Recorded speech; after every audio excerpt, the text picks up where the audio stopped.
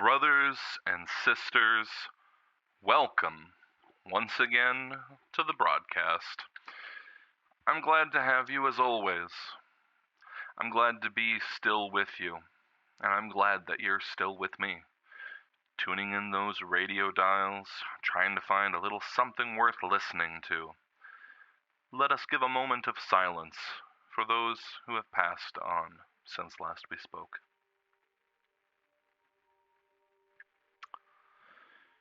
Now first, you may have noticed I'm not calling this a sermon. The truth is, I've often been reluctant to call it such a thing. I don't do much in terms of quoting the scripture. I don't push people to faith and salvation through Jesus Christ. I don't even insist that people believe in God.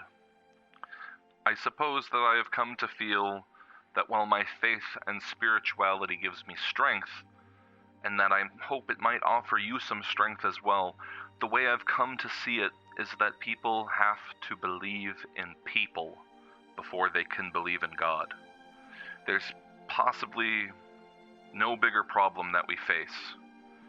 We don't see each other as people, as real as we are, as deserving as we are, as valuable as we are. And if we cannot believe in the goodness in man, how can we come to believe in the goodness of God?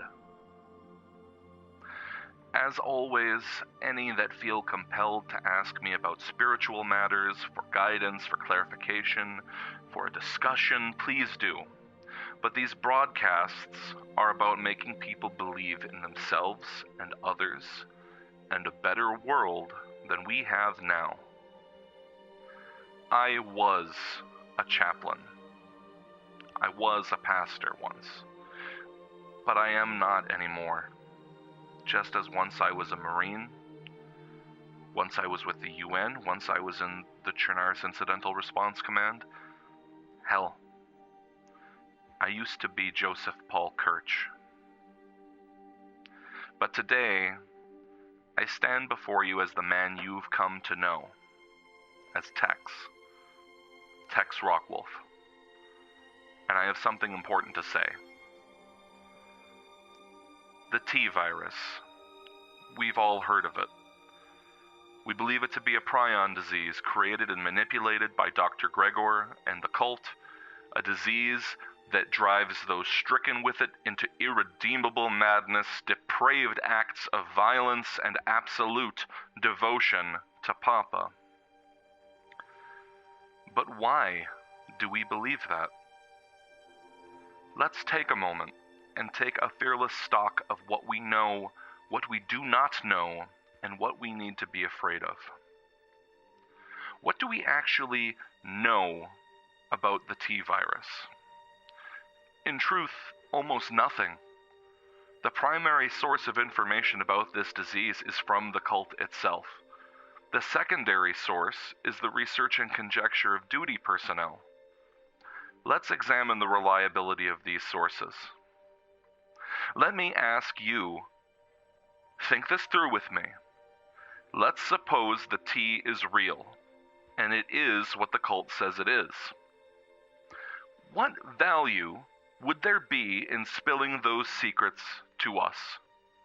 How would it help them to give us an opportunity, meager though it may be, to prepare to deal with such a thing?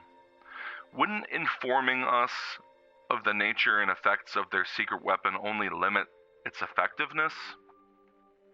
Wouldn't it make more sense to lure us into a false sense of security by going on and allowing us to believe they were merely a cult of devoted murderers and giving us no opportunity to develop countermeasures against this disease? Or try it the other way. Let's say that what the cult has told us about the T isn't true. It's something else, or not a thing at all. Wouldn't telling us a lie help them? Get us to panic about an incurable disease that turns men into slaves?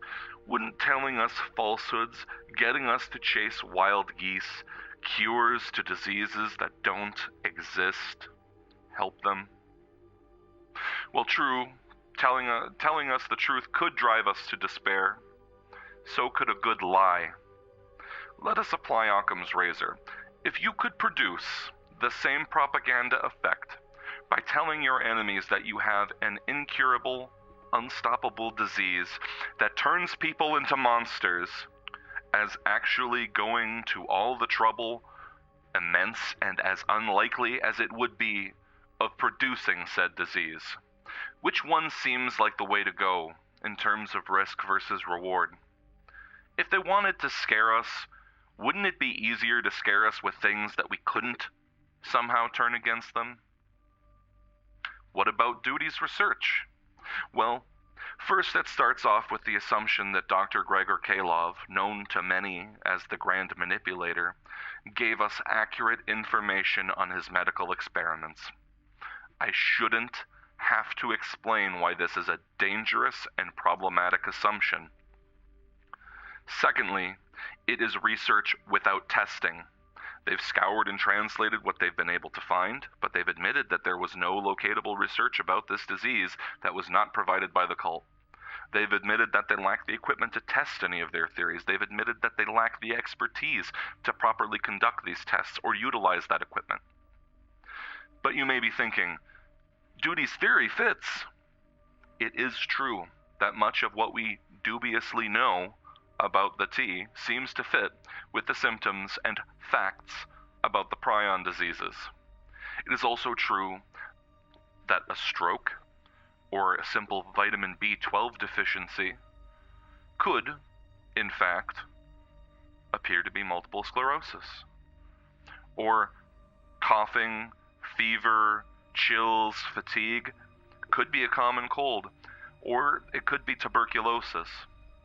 My point is, we are plugging in facts that fit what we believe we know, and unfortunately we are drawing the most dangerous conclusions that we can.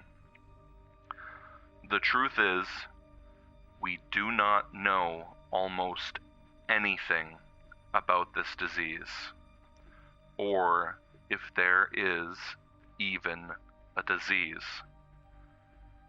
I do not mean to disparage Ender or Duty.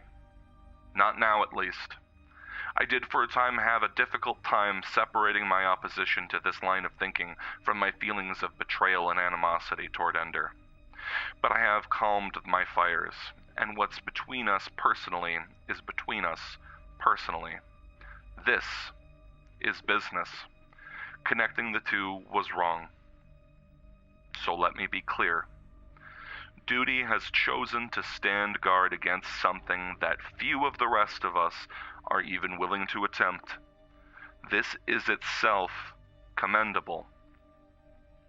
However, until we actually have any real proof that the T virus exists, operates the way that Duty suspects, or is the death sentence that it has been called, it is completely unethical to take a life or support the taking of a life in the name of fighting the infection. We could argue, about how far down that road Duty has gone or will go. But with Ender's refusal to condemn the attempted assassination of my friend and ally Shadow Dancer, citing her likely need to be eliminated as an infection risk, they have already, unquestionably, started down that road. And the Firekeepers, and their allies the Bridge Burners, and the Guardians of South Zagoria, will absolutely not stand for it. Duty, we were wrong to put the burden of this challenge on you alone. We are in this fight now, not to defeat you or discredit you, but to find the truth. I hope that we can find it together. Brothers and sisters, we have choices to make. We must decide how much value we will place in the propaganda of the cult, a group known to attempt to drive us to fear and despair again and again. We must decide whether suspicions and fears planted by a madman are enough to lead us down the road of unfounded paranoia and viral panic. We must decide whether we will merely prepare for the worst or accept on a leap of faith that the worst has already happened. We all want nothing more than for the legacy of evil that is the cult of Papa to be scoured from the face of the earth. They have hurt us, they have killed our loved ones, they have made us afraid. We must combat them at every turn. But if we let the seeds of fear that they have sown make us do their own work for them, killing men and women who could be saved, who could live, then we have let Bog Petrov and his fiends destroy us and everything we could have been. Let us open our hearts to hope, not fear. Let us question the future that the cult would have us believe in. Let us seek out the truths that we can together to save as many lives as we can and to build the brightest future that we dare dream. Good night, my brothers and sisters. And go with God. And go with God.